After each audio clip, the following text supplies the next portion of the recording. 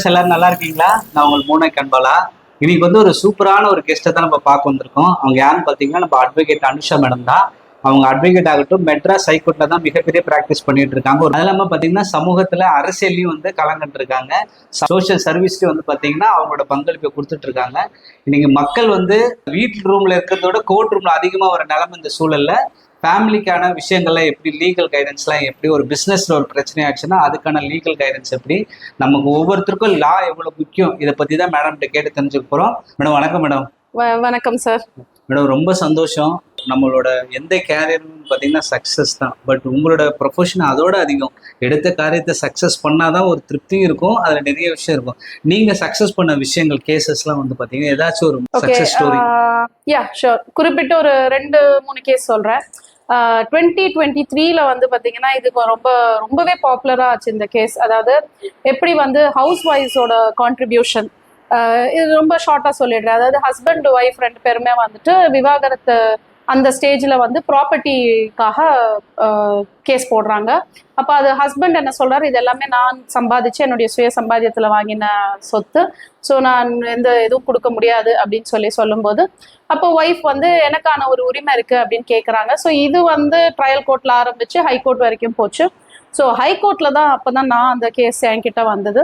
So அந்த கேஸில் வந்து என்னுடைய வாதம் என்னவாக இருந்ததுன்னா, ஓகே ஹஸ்பண்டே அவர் சம்பாதிச்சாலும் இந்த மனைவி வந்து இவங்க வீட்டில இருந்து அந்த குடும்பத்தை பார்த்துண்டு பாதுகாப்பாக இருக்கலை அப்படின்னா அவரால் வந்து நிம்மதியாக வெளியில் சம்பாதிச்சிருக்க முடியாது. ஸோ அந்த ஒய்ஃப் வந்து அவங்களுக்கான உரிமை வந்து அந்த சொத்துல கண்டிப்பாக உண்டு அப்படிங்கிறது தான் என்னுடைய வாதமாக இருந்தது.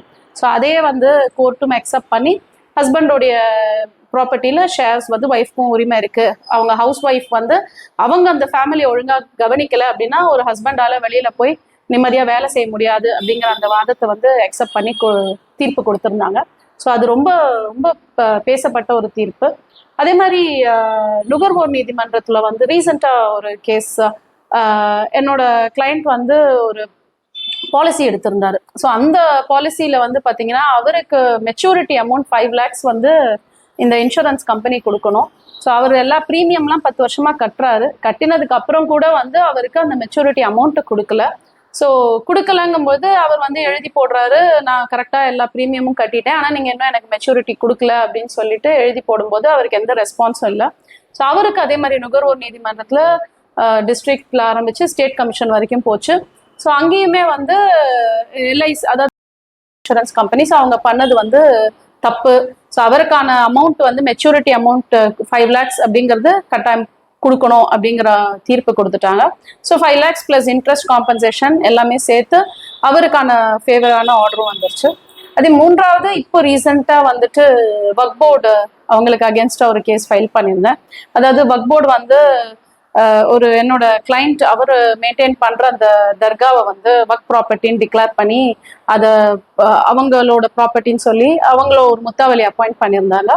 ஸோ அது வந்து எந்த ப்ரொசீஜரும் இல்லாமல், அவங்க ஸ்டாச்சுட்ரி பாடியாக இருந்தாலுமே எந்த ஒரு சட்டத்தில் என்ன ப்ரொசீஜர் இருக்கோ அந்த ப்ரொசீஜர் எதையும் ஃபாலோ பண்ணாமல் வக்ஃப் போர்டு வந்து இது வக்ஃப் ப்ராப்பர்ட்டின்னு டிக்ளேர் பண்ண முடியாது அப்படிங்கிறத வந்து அதை வாதமாக எடுத்து சொல்லி அதுலேயுமே வந்து எனக்கான சாதகமான தீர்ப்பு வந்தது.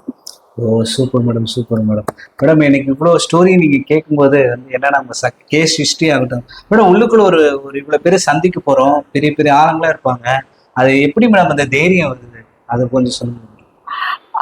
தைரியம் அதுதான் நான் உங்ககிட்ட சொன்னது. நமக்கு வந்து இந்த விஷயம் இப்ப நான் வந்து சட்டம் அப்படின்னா வச்சுக்கோங்களேன், இன்னைக்கு இந்த ஒரு கேஸ் எடுத்து போகும்போது அந்த கேஸோட முழு நாலேஜ் நமக்கு இருக்கு, அந்த கேஸோட ரிலேட்டடான சட்டம் என்ன அதை பத்தி நமக்கு முழுசா அந்த அறிவும் சரி அந்த நாலேஜும் இருக்கு அப்படின்னா நமக்கு ஆட்டோமேட்டிக்கா அந்த பயம் வராது.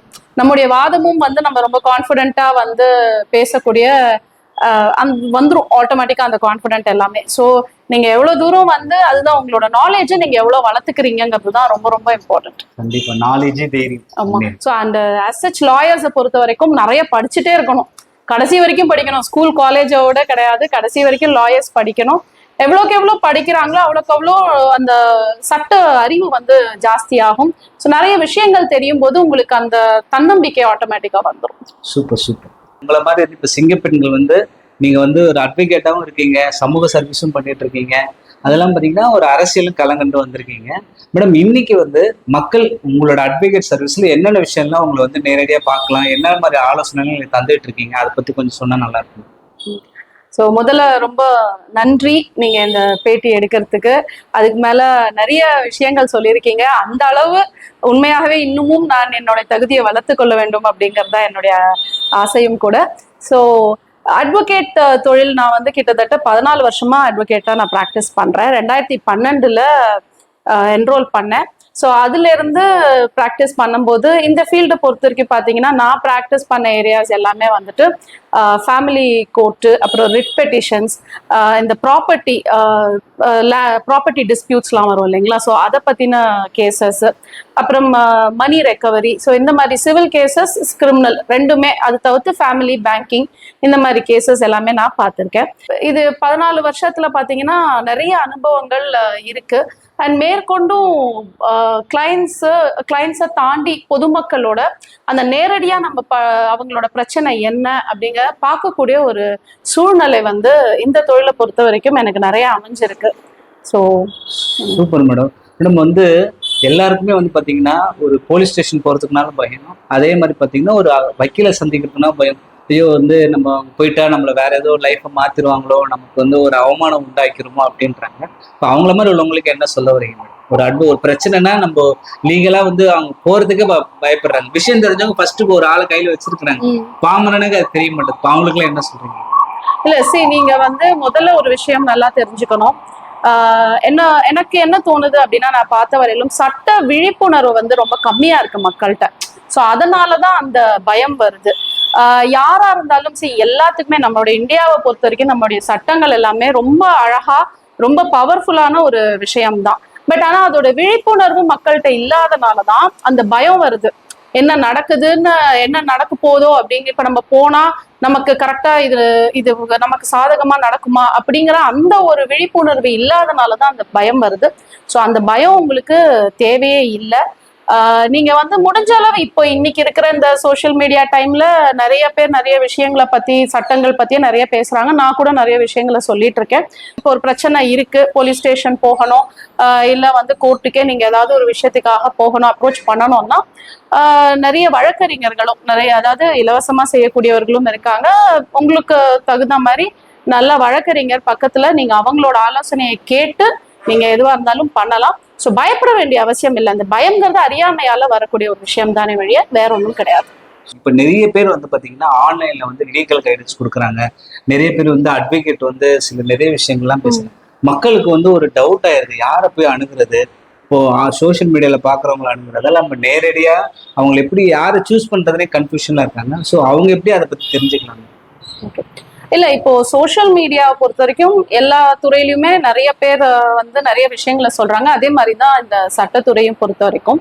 பட் அதையும் தாண்டி நீங்க வந்து ஒரு அட்வொகேட் கிட்ட அவங்களோட சர்வீஸ் எடுக்கணும் அப்படின்னா கண்டிப்பா நேர போய் பார்க்கணும், சரிங்களா? ஸோ நேர பார்த்து அவங்களோட உங்க பிரச்சனைகள் என்ன அப்படிங்கிறத கரெக்டா நீங்க ஆலோசிச்சு, அதே மாதிரி நீங்க பார்க்கும்போது ஒரு அட்வொகேட் பார்க்க போறீங்க அப்படின்னா உங்களுடைய இஷ்யூஸ்க்கான டாக்குமெண்ட்ஸ், பேப்பர் ஒர்க், இது எல்லாமே நீங்க கரெக்டா எடுத்துட்டு போய் அவங்க கிட்ட கொடுத்து அந்த ஆலோசனை எல்லாம் நீங்க வந்து நேர பார்த்து ஒரு வாட்டி சந்திச்சு அந்த ஆலோசனை எடுக்கும் போதுதான் உங்களுக்கே தோணும், ஓகே கரெக்டான நபர் கிட்ட தான் நம்ம வந்திருக்கோம் அப்படிங்கிற உங்களுக்கான ஒரு கான்ஃபிடென்ட்டும் வரும். ஸோ அதை பேஸ் பண்ணி நீங்க ஃபர்தரா தொடரலாம். ஆனா எதுக்கு நான் இதை ஸ்பெசிஃபிக்கா சொல்றேன்னா, எனக்குமே நிறைய கால்ஸ் வரும். நேரம் ஃபோன் பண்ணிட்டு, மேடம் இப்படி இருக்கு என்ன பண்ணலாம் அப்படின்பாங்க. ஸோ தயவு செய்து அந்த மாதிரி அப்ரோச் பண்ணாதீங்க. ஏன்னா வந்து அந்த மாதிரி நீங்க அப்ரோச் பண்ணும்பொழுது அதுக்கு நம்ம கொடுக்கக்கூடிய சொல்யூஷனும் சரியா இருக்காது. ஸோ அதனால நீங்க எப்பவுமே நேரம் சந்திச்சு, எந்த ஒரு ப்ரொஃபஷனலுமே, குறிப்பா அட்வொகேட் நான் சொல்லணும்னா வழக்கறிஞர்களை நீங்க சந்திக்கும் பொழுது உங்களுடைய பேப்பர்ஸ் எல்லாமே எடுத்துட்டு, டாக்குமெண்ட்ஸ் என்ன இருக்கோ எடுத்துட்டு அவங்க கிட்ட கரெக்டா அதை சப்மிட் பண்ணி அதுக்கப்புறம் அவங்களோட ஆலோசனையை நீங்க எடுத்துக்கணும். மேடம், உங்களை வந்து சந்திச்சதே மிகப்பெரிய சந்தோஷம் மேடம். எனக்கு உங்க வாய்ஸ் வீடியோலையும் நேர்லையுமே இவ்வளவு கண்ணீர் இருக்குன்னா கோர்ட் ரூம்ல எவ்வளவு வேகமா கண்ணீரா இருக்குன்றத நான் இங்க இருந்தா என்னால உணர முடியும் மேடம். சமீபத்தில் நான் பார்த்த ஒரு சிறந்த ஒரு சமூக சேவகரும் நீங்க தான். ஒரு ஃபேமிலியும் நல்லா பாத்துக்கிறீங்க, சர்வீஸும் நல்லா பாத்துக்கிறீங்க, வர கஸ்டமர் உங்களை தேடி வர கிளைண்ட்டுக்கும் ஒரு நல்ல விஷயம் பண்றீங்க. ஸோ உங்களை சந்திச்சது ஒரு மிகப்பெரிய ஒரு பாசிட்டிவ் வைபா நான் ஃபீல் பண்றேன் மேடம். நேருக்கு நிறைய நல்ல நல்ல விஷயங்களும் கொடுத்தீங்க. ரொம்ப நன்றி மேடம். ரொம்ப நன்றி. முதல்ல என்னை பேட்டி எடுத்ததுக்கு ரொம்ப ரொம்ப நன்றி. இந்த வாய்ப்புக்கும் ரொம்ப நன்றி. தேங்க்யூ. நேர்களே, நம்மளோட அட்வொகேட் அனுஷா மேடம் வந்து அவங்களோட சர்வீஸ், அது மெயினாக அவங்களோட லீகலாக என்னென்ன விஷயங்கள்லாம் பண்ணுறாங்க அப்படின்றத பற்றி நிறைய விஷயங்கள் சொன்னாங்க. அவங்களும் நிறைய பேருக்கு வந்து லீகல் விஷயத்த ஷேர் பண்ணுறதுக்கு ரெடியாக இருக்காங்க. மேடமோட நம்பர், அவங்களோட வெப்சைட், அந்த வெப்சைட் எல்லாமே உங்களுக்கு டிஸ்பிளே பண்ணுறேன். யாருக்கு தேவையோ அது வந்து ப்ராப்பரான அவங்க கண்டிப்பாக மேடம் நீங்கள் தேடி வந்தீங்கன்னா கண்டிப்பாக அதுக்கான தீர்வு நல்லபடியாக கொடுப்பாங்க. மீண்டும் ஒரு நல்ல வீடு உங்களை சந்திக்கிறேன். நான் உங்கள் மூனாய்க்கான் பாருங்க.